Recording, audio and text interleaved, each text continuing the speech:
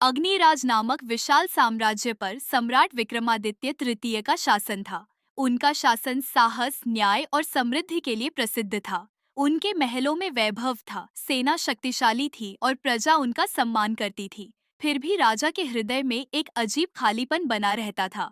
अनेक विजयों और अपार धन के बावजूद वे अक्सर सोचते, मेरी शक्ति का असली उद्देश्य क्या है।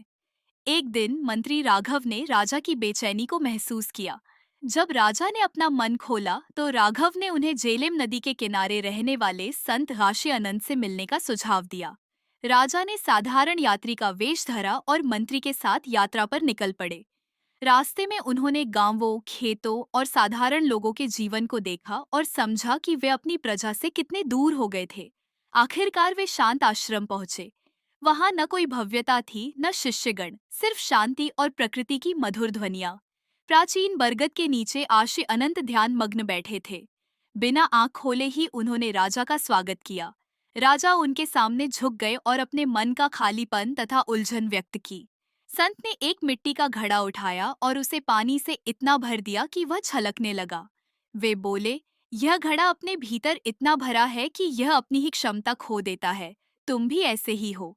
तुम्हारा साम्राज्य विशाल है, पर तुम्हारे भीतर उद्देश्य की कमी है। राजा ने पूछा, तो उद्देश्य कैसे मिले? संत ने बहती नदी की ओर संकेत किया। नदी सभी का कल्याण करती है, पेड़, पशु, मानव, बिना किसी अपेक्षा के। शक्ति तब सार्थक होती है जब वह सेवा में लगती है।